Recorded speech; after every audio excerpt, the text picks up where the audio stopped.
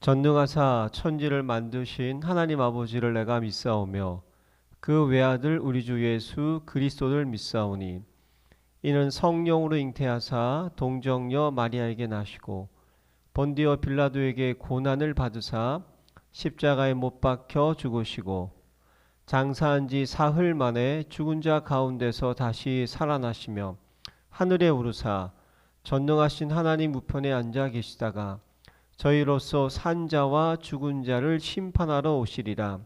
성령을 믿사오며 거룩한 공회와 성도가 서로 교통하는 것과 죄를 사하여 주시는 것과 몸이 다시 사는 것과 영원히 사는 것을 믿사옵나이다. 아멘. 하나님 아버지가 주신 영적 신분 선포문. 나는 전능하신 창조주 하나님의 당당한 자녀다. 나는 이전 것에서 완전히 거듭난 새로운 피조물이다. 나는 그리스도 예수 안에서 완전한 자로 다시 태어났다. 나는 하나님의 사랑을 받는 보배롭고 존귀한 자이다. 나는 모든 것을 가진 부자요 이 시대의 복의 근원이다. 나는 캄캄하며 혼돈하고 공허한 이 세상을 비추는 생명의 빛이다. 나는 능력을 주시는 성령 안에서 무엇이든지 할 수 있는 자다. 나는 하나님의 자녀로서 주께서 주신 하늘과 땅의 상속자다. 나는 세계복음을 위해 선택받은 왕같은 제사장이다. 나는 천만 천사의 보호와 하늘의 영광을 누리는 하늘나라 백성이다. 아멘. 행복한 정식기도 시간입니다.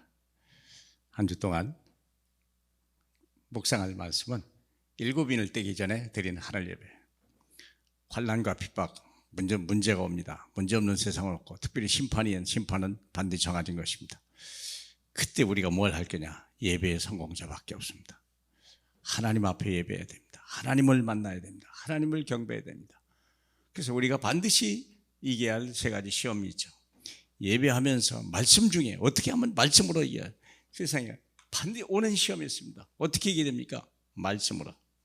마태복음 4장 1절로 11절에 보니까 예수께서 성전에서 예수께서 성령에 이끌려 마귀에게 시험을 받으러 광야로 가사 40일을 밤낮으로 금식한 후에 줄이신지라 그랬거든요. 예수님이 30년 동안 이제 가정을 돌보고 부모를 돌보다가 이제 마지막 3년 동안 공생의 길을 들어가려고 하니까 하나님이 먼저 마귀와 시험을 하게 했습니다. 육신을 가졌기 때문에 많은 핸디캡이 있었죠. 그때 마귀가 집중적으로 공격하는 세 가지가 있습니다. 육신의 정욕, 안목의 정욕, 이생의 사랑. 누구든지 이게 있어요. 육신의 정욕. 40일 동안 금식하신 후에 뭐라고 말했냐면 시험하는 자가 예수께 나와 이르되 네가 만일 하나님의 아들이거든 명하여 이 돌들로 떡덩이가 되게 하라 그랬어요. 네가 정말 그리스도냐? 네가 하나님의 아들이냐? 그러면 이 돌이 떡이 되어서 먹을 수 있지 않냐? 그거 한번 해봐라 그랬죠. 3절에 보니까 그때 예수께서 대답하여 이르시되 기록되었으되 하나님의 기록된 말씀을 가지고 이렇게 이겼는데 뭐라고 말씀했냐? 사람이 떡으로만 살 것이 아니요 하나님의 입에서 나오는 모든 말씀으로 살 것이라. 사랑하는 여러분, 우리가 세상에 제일 중요한 게 의식 문제 아닙니까? 육신을 어떻게 할 거냐? 이 육신 하나 간수하는 일이 평생의 일입니다. 그런데 주님은 아주 간단하게 얘기합니다. 사람이 떡으로만 사는 것이 아니다. 사람 떡만 가지고는 온전히 살 수는 없습니다. 그래봐야 100년을 못 삽니다. 그러나 하나님이 입에서 나오는 모든 말씀으로 산다. 100년이 아니라 영원한 생명을 얻는 놀라운 말씀입니다. 사람이 썩어질 양식을 위하여 일하지 말고 영원히 있는 하나님의 말씀을 위하여 일하라. 요한복음 6장에 기록된 말씀입니다. 꼭 말씀으로 승리하길 바랍니다. 두 번째는 안목의 정욕입니다. 우리가 사람에게는 하나님의 엄청난 잠재력을 가지고 있습니다. 그런데 그것이 잘 달란트로 개발되지 못하고 소유하기가 어렵죠. 안목의 정욕. 예술이나 여러 가지 운동선수나 끝없이 그냥 하는, 남하고 경쟁하고 남보다 더 잘해야 되니까 높은 담이 어떤 시험을 했는가 볼까요? 이에 마귀가 예수를 거룩한 성으로 데리다가 성전 꼭대기에 세우고 이르되 네가 만일 하나님의 아들이거든 뛰어내리라 기록되었으되 그가 너를 위하여 그의 사자들을 명하리니 그들의 손으로 너를 받들어 바리돌에 부딪지 않게 하니라. 성전 꼭대기에서 그냥 떨어져서 누가 받았다 그러면 얼마나 영웅심이가 대단하겠죠. 존경심을 받겠죠. 그런데 주님은 그렇게 말하지 말라고 그래요. 그러지 말라 그랬어요. 기록되었을 때 주 너희 하나님을 시험하지 말라. 하나님이 계신가?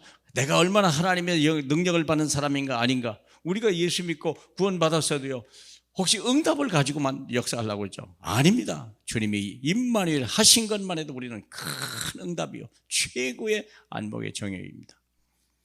우리가 많은 응답, 기적과 표적을 많이 원합니다. 병 낫기를 원하고 뭐 부자 되기를 원하고 자식이 잘 되기를 원하고, 나쁜 건 아닙니다만 아닙니다. 우리 주님이 함께 하시면 인생 끝나는 겁니다. 믿으시길 축복합니다. 세 번째입니다. 이생의 자랑. 자, 안 되니까 마지막으로 8절에 마귀가 또 그를 데리고 지극히 높은 산으로 가서 천하만국과 영광을 보여 이르되 만일 내게 엎드려 경배하면 이 모든 것을 내게 주리라. 얼마나 많아요. 우리는요, 세계를 정복하고 싶죠. 푸틴도 그렇고요, 시진핑도 그러고요. 이게 사람의 욕심에는요, 이생의 자랑을 하고 싶어요. 자기 이름을 만대까지 내고 싶은 거예요. 시진핑 같은 사람이요, 다시 한번 진시황의 시대를 누리고 싶은 거예요. 그랬는데 뭐라고 하냐? 그러면서 내게 엎드려 경배하면 모든 걸 주리라. 누구에게죠? 마귀에게. 우상 숭배하면, 하나님 아닌 다른 것을 숭배하면 마귀, 왜냐? 마귀는 세상을 지배하는 최고의 왕이니까. 근데 그보다 더 높은 분이 있죠. 이에 예수께서 말씀하실 때 사탄아 물러가라. 기록되었을 때 주 너의 하나님을 경배하고 다만 그를 섬기라. 하나님은 안 보이지만 마귀는 보입니다. 귀신, 아이들에게 물어보세요. 전도하다가 아이들에게 물어보면요, 귀신 접신 애들 굉장히 많습니다. 근데 하나님은 있냐? 모른다는 거예요. 그래서 전도할 때 최고의 주제가 뭐냐? 혹시 귀신 만났냐? 귀신과 대화하냐? 그러면 하나님도 만나라. 하나님이 있다. 그걸 가르쳐주면 아이들에게요, 금방 이해가 됩니다. 우리가 마귀는요, 아이들 생각부터 지배하게 합니다. 그래서 수고하지 않고 모든 걸 일확천금을 누리는 이런 생각을 갖다 놓죠. 그런데 우리는, 주님은 뭐라 했냐? 하나님께 경배하고 다만 그를 섬기라. 그게 우리를 하나님이 서비스로 만드는 최고의 축복입니다. 그랬더니 11절에 마귀는 예수를 떠나고 천사들이 나와 수종들었더라. 사랑하는 여러분, 오늘도 마귀는 떠나고, 시험하는 여러분을 시험하는 마귀는 떠나고, 하나님의 천사가 수종들은 그런 하나님의 언약 백성, 주님의 자녀 되길 주님의 이름으로 축복합니다. 할렐루야. 영광을 받으시옵소서. 주님의 이름이 거룩히 여김을 받으시고 주님의 나라가 임하게 하시고 그 일을 위하여 우리가 쓰임받게 하옵소서. 감사의 영광을 주님 앞에 드리며 살아계신 예수님 이름으로 기도합니다. 아멘.